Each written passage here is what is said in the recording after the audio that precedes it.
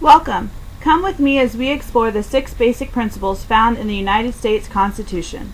But before we dive into our adventure, we must first take a quick look at the outline of the Constitution. The document is just over 7,000 words and can be read in less than 30 minutes.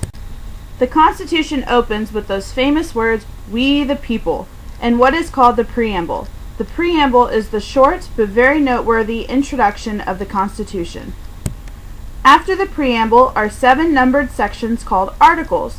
An article is basically a numbered section within any document. Now that we've looked at the format of the Constitution, let's jump right on into all the good stuff.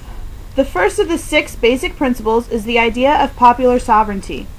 This means that the people are sovereign, or simply, that the government cannot govern without the consent of the people.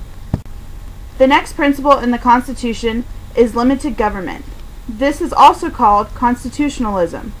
This principle states that government must be conducted according to constitutional principles. Another way to describe limited government is rule of law. This rule holds that government and its officials are always subject to and never above the law.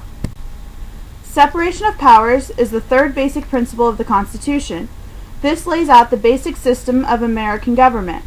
Government is comprised of 3 independent and co-equal branches known as the executive, legislative, and judicial branches. Details about these lay ahead in yet another adventure.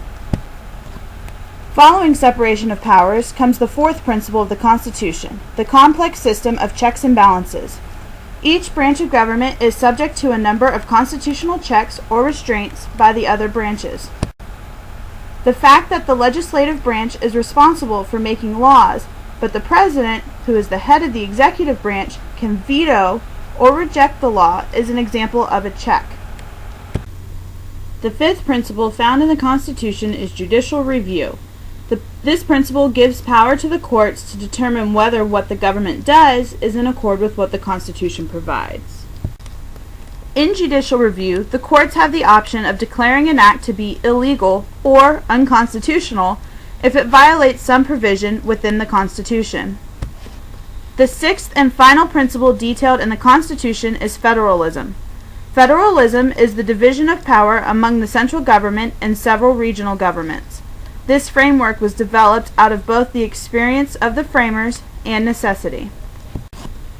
Sadly, this is the end of our time together. Thank you for joining me on this adventure. I hope that you will join me on our next trip when we explore political parties.